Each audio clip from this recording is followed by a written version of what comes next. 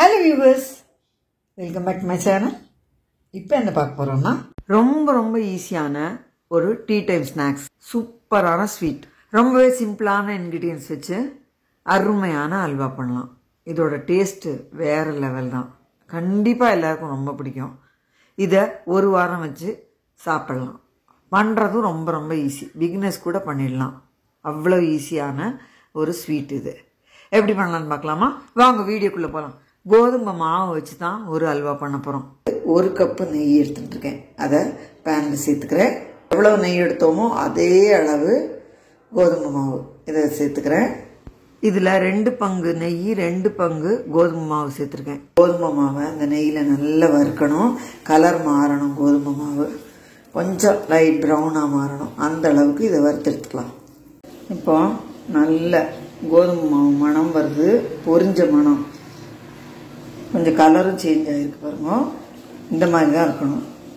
இப்போ கோதுமை மாவு எவ்வளோ எடுத்தோமோ அதே அளவு ஜீனி, இன்னொரு பங்கு கூட நெய் விட்டு இன்னொரு பங்கு கோதுமை மாவு சேர்த்துருந்தேன். இப்போ இன்னொரு கப்பு ஜீனி சேர்த்துக்கிறேன். கரெக்டாக 1:1:1 தான். நெய் 1 கப்பு, கோதுமை மாவு 1 கப்பு, ஜீனி 1 கப்பு. நான் 2 சேர்த்ததுனால இப்போ 2 சேர்த்துருக்கேன். இப்போ 1 கப்புக்கு 2 கப்பு தண்ணி, அந்த மாதிரி இதை கொதிக்க வச்சுருக்கேன். இந்த கொதித்த தண்ணியை கொஞ்சம் கொஞ்சமாக விடணும். இதில் ஃபுல்லாக விடக்கூடாது, ஹாஃப் விட்டுருக்கேன். இப்போது இதை சேர்த்து கிண்டிக்கலாம். நம்ம பொரிஞ்சிட்டு வர மாதிரி வரும், பொங்கிட்டு வரும். அதனால தான் ஃபுல்லாக விடலை, கொஞ்சம் கொஞ்சமாக விட்டுக்கணும். இப்போது பேலன்ஸ் தண்ணியை விட்டுடலாம். இப்போ மீடியம் ஃப்ளேமில் வச்சுட்டு இதை கிண்டணும். இந்த கோதுமை மாவு நல்லா வேகணும், அதே சமயம் இந்த ஜீனியோட சேர்த்து நல்லா வரலணும். அதனால் மீடியம் ஃப்ளேமில் வச்சுட்டு கைவிடாமல் கிண்டணும். 10 நிமிஷமாவது ஆகும். நெய் பிரிஞ்சு வர வரைக்கும் இதை கிளறி கொடுக்கணும். குருத்வாரா கடா பிரசாத்னு சொல்லுவா, ரொம்ப சூப்பராக இருக்கும். இது டேஸ்ட் பண்ணவங்களுக்கு தான் தெரியும். பாருங்க, இந்த நெய் எல்லாம் வெளியில் வந்திருக்கு, தெரியுறதா?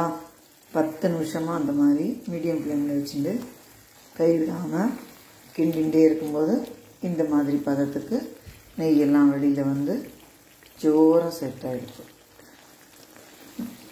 இதுக்கு ஏலக்காயெல்லாம் ஒன்றும் போட மாட்டா, அந்த நெய் மணத்தோடு தான் இருக்கும்.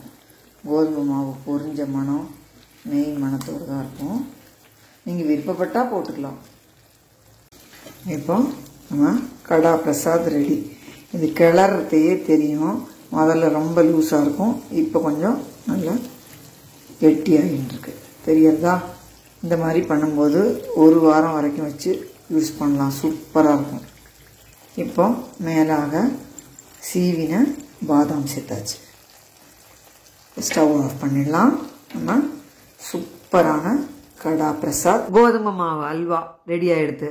ரொம்பவே சாஃப்டாக சூப்பராக இருக்கும். 3 இன்க்ரீடியன்ஸ் தான், ரொம்ப ஈஸியாக பண்ணிடலாம். பாகுபதம்லாம் பார்க்க வேண்டாம், 15 நிமிஷத்தில் பண்ணிடலாம். நம்ம சேனலில் இதுக்கு முன்னாடியே 2 தடவை கோதுமை அல்வா செஞ்சு காமிச்சிருக்கேன். கோதுமையை ஊற வச்சு அரைச்சி பால் பிழிஞ்சு பண்ணுற அல்வா, அதுதான் திருநெல்வேலி இருட்டுக்கடை அல்வா. ரொம்ப சூப்பராக இருக்கும். அதோட ப்ராசஸ் கொஞ்சம் பெருசு. அதே டேஸ்ட்டில் ஈஸியாக ஷார்ட்டாக ஒரு மெத்தட். கோதுமை மாவை பிசைஞ்சு அதில் பால் எடுத்தும் செஞ்சு காமிச்சிருக்கேன். அதோட லிங்க் எல்லாம் டிஸ்கிரிப்ஷன் பாக்ஸில் கொடுக்குறேன், பார்த்துக்கோங்க. இந்த வீடியோ எல்லாருக்கும் யூஸ்ஃபுல்லாக இருக்கும்னு நினைக்கிறேன். லைக் பண்ணுங்க, ஷேர் பண்ணுங்க, சப்ஸ்கிரைப் பண்ணுங்க. தேங்க்யூ ஃபார் வாட்சிங்.